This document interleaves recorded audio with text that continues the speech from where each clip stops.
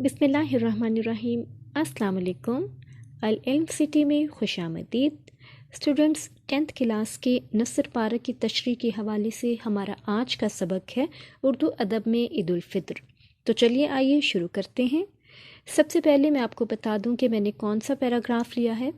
اس paragraph کے الفاظ ہیں: اقبال کے ہاں حلال عید، ہماری ہنسی اڑاتا ہے، یہاں سے لے کر مائل ہو جاتے ہیں تک۔ آپ اس پیراگراف کو اس سبق میں دیکھ لیجئے اور اس لیکچر کے سننے سے پہلے اس صفحے کو کھول کر پیراگراف کو سامنے رکھیے تاکہ آپ ساتھ ساتھ لائن پڑھیں اور ساتھ ساتھ آپ یہ دیکھیے کہ میں نے کس جملے کو کیسے تبدیل کیا ہے۔ آپ کو زیادہ کانسیپٹ کلیئر ہوگا۔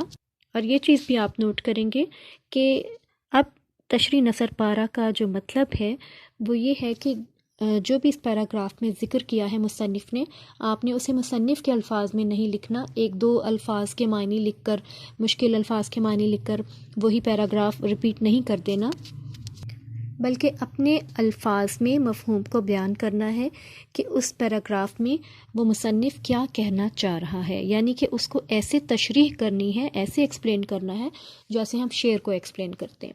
تو چلیے آپ شروع کرتے ہیں۔ اقبال کے ہاں حلال عید والا پیراگراف آپ دیکھ لیجئے، مائل ہو جاتے ہیں تک، یہ سیمپل پیراگراف ہے۔ اس کے علاوہ بھی جو ہے آپ کو کوئی بھی پیراگراف آ سکتا ہے۔ حوالہ متن ایز اٹ از ہو جائے گا۔ سبق کا عنوان یعنی اردو ادب میں عید الفطر، مصنف کا نام ڈاکٹر وحید قریشی، ماخذ اردو نثر کے میلانات اور صنف ادب، تحقیقی مقالہ۔ ٹھیک ہے، اب اس کے بعد اب خط کشیدہ الفاظ کے معنی لکھیں گے۔ جن الفاظ پر بھی انہوں نے بار لگائی ہوگی اس کا معنی آپ کو لکھنا پڑے گا۔ الفاظ معنی والے پورشن کے 2 نمبر ہوتے ہیں، اور اگر دونوں پیراگراف میں سے آپ دیکھیں تو اگر ہم 10 نمبر کے ٹوٹل 2 پیراگراف دیکھتے ہیں تو الفاظ معنی والے ٹوٹل 4 نمبر بنتے ہیں۔ الفاظ معنی بہت اہم چیز ہیں، اور جب تک وہ معنی معلوم نہیں ہوں گے تو آپ اس پیراگراف کو ایکسپلین بھی نہیں کر سکتے اپنے الفاظ میں۔ تو آپ کو دھیان سے، توجہ سے، تھورلی پورے چیپٹر کے مشکل الفاظ کے معنی سمجھ لینے ہیں۔ اب آپ دیکھیے کہ اس طرح سے میں نے حلال عید کا مطلب لکھ دیا، نثر نگار کا لکھ دیا، خامہ فرسائی کا لکھ دیا، یاد طفلی کا بچپن کی یاد، عکاسی کا مطلب تصویر کشی لکھ دیا۔ اب یہ تو خط کشیدہ الفاظ کے معنی جون سے اس پیراگراف میں ہوں گے اس حساب سے آپ کو لکھنے ہوں گے۔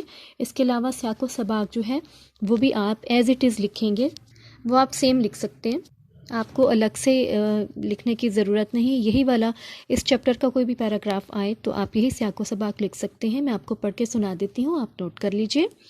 یہ مقالہ ڈاکٹر وحید قریشی کا تحریر کردہ ہے، جس میں انہوں نے عید الفطر کے حوالے سے نثر اور شاعری کا تنقیدی جائزہ پیش کیا ہے۔ اب آگے آپ پیراگراف کی تشریح دیکھیے گا۔ تشریح نثر پارہ جیسے مینشن ہے اسی طرح سے آپ ہیڈنگ انڈر لائن کر کے آگے سے تشریح دیکھ لیجئے، اور اسی لیے میں نے آپ کو کہا کہ آپ مذکورہ پیراگراف جو ہے وہ کتاب میں سے ساتھ ساتھ پڑھتے جائیے اور اس کے بعد ساتھ ساتھ میری تشریح دیکھتے جائیے۔ آپ کو پھر اندازہ ہوگا کہ آپ نے بھی کس طرح سے چینج کر کے اپنے الفاظ میں بس لکھ دینا ہے۔ ایکچولی آپ نے وہ تھیم بتانا ہے جس کو مد نظر رکھ کر مصنف نے اس سبق کو لکھا یا اس پیراگراف کو۔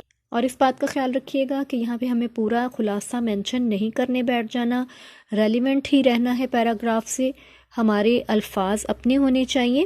ہاں، تھیم ہم نے رائٹر کا لینا ہے، ایسا نہ ہو کہ ہم اپنے الفاظ دیتے دیتے تھیم بھی اپنا کوئی پیش کر دیں اور وہ کوئی اور ہی الگ سے چیز لگے۔ ارریلیونٹ نہیں لکھنا، ایکسپلینیشن آپ کی ریلیونٹ ہی ہونی چاہیے۔ مجھے یقین ہے کہ آپ کو بات سمجھ میں آ گئی ہوگی اور ضروری چیزیں آپ نے نوٹ ڈاؤن بھی کر لی ہوں گی۔ یہ لیکچرز آپ کے لیے کتنے ہیلپ فل ہیں مجھے کمنٹس میں لکھ کر ضرور بتائیے گا۔ مزید کچھ پوچھنا چاہیں تو آپ کمنٹس میں لکھ کر پوچھ سکتے ہیں۔ ہمارا اگلا لیکچر سبق ملمہ سے ریلیونٹ ہوگا، تو انتظار کیجیے گا اگلے لیکچر کا۔ ملتے ہیں نیکسٹ لیکچر میں۔ ویڈیو لائک اور شیئر کرنا مت بھولیے گا۔ اپنا بہت خیال رکھیے گا۔ اللہ حافظ۔